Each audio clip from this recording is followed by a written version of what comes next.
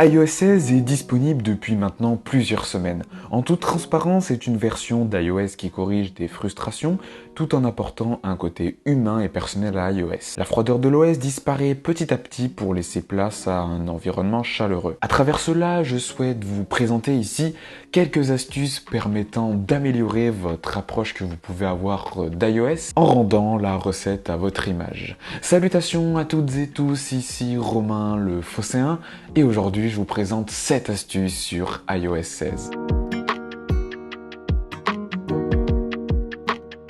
Avant de débuter cette vidéo, n'hésitez pas à vous abonner. Merci à tous ceux qui le feront.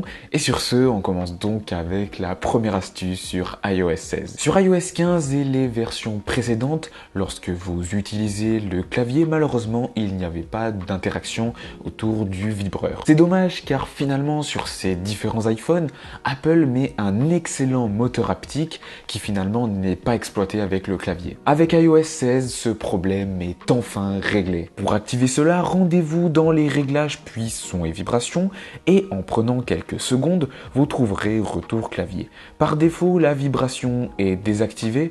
Pour activer les vibrations, il suffit simplement de cocher la case de vibration.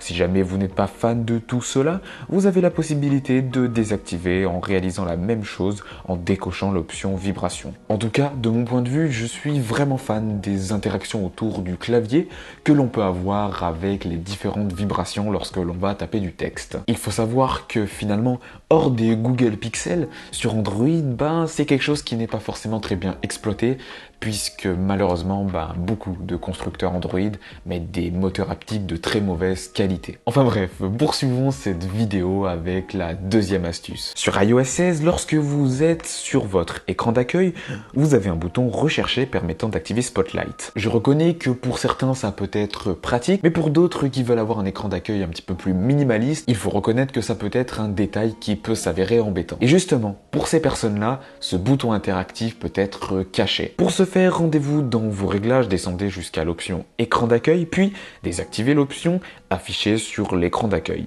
Instantanément, ce bouton interactif va disparaître. C'est plutôt pas mal et cela ne désactivera pas Spotlight qui sera toujours disponible en glissant vers le bas. Vu que nous sommes d'ailleurs dans la thématique de l'écran d'accueil, restons sur une astuce qui permet la personnalisation de ce dernier. Comment cela fonctionne-t-il? Je vous explique cela. En vous rendant dans les réglages de l'iPhone puis en cliquant sur fond d'écran, vous avez deux boutons cliquables personnalisés.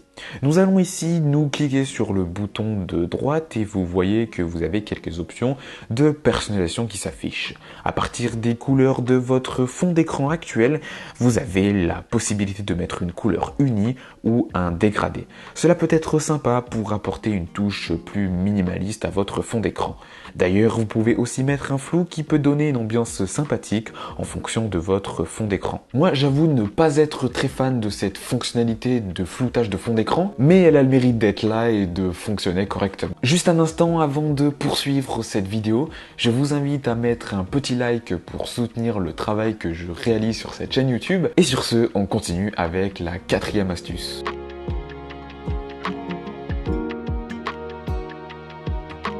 Avec notre iPhone, cela nous arrive de prendre des moments sympathiques ou des images marrantes, mais nous ne savons pas toujours comment les partager avec nos proches. En effet, le format de simple photo peut être parfois un petit peu ennuyant et justement Apple a pensé à ça. Sur iOS 16, avec l'application photo d'Apple, il est possible de créer un émoticône à partir d'une photo.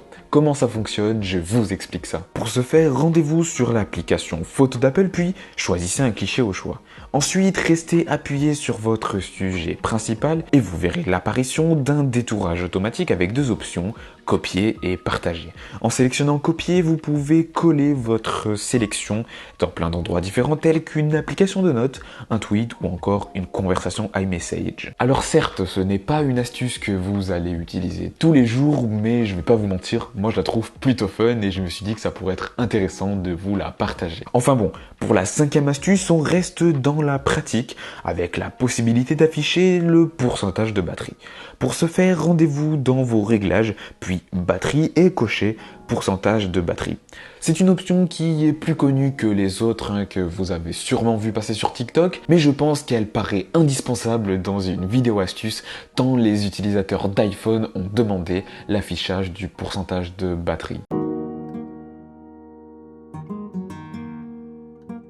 Prochaine astuce que je vous présente maintenant, elle est liée aux notifications. En effet, il est possible de personnaliser l'affichage de vos notifications avec 3 styles différents. En tout cas, pour ce faire, il faudra aller dans les réglages, puis notifications. Ici se présentent 3 choix avec nombre, pile et liste.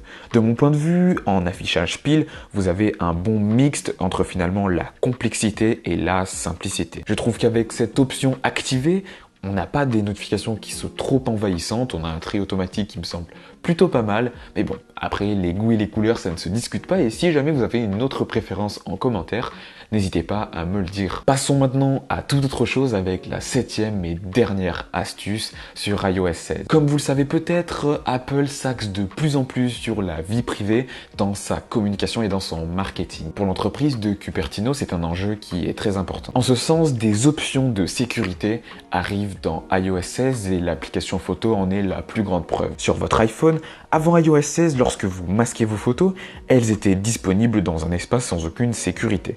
Maintenant, lorsque vous masquez une photo dans votre application Apple Photo, vous avez une sécurité avec le code ou Face ID.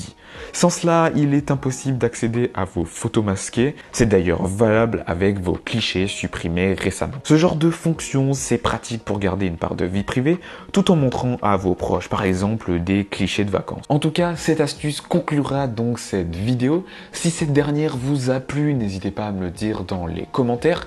Au passage, n'hésitez pas à vous abonner et à rejoindre mes différents réseaux sociaux. N'hésitez pas à venir également sur le Discord. Et sur ce, je vous dis donc à dimanche prochain 11 h pour une nouvelle vidéo sur la chaîne. Allez, salut!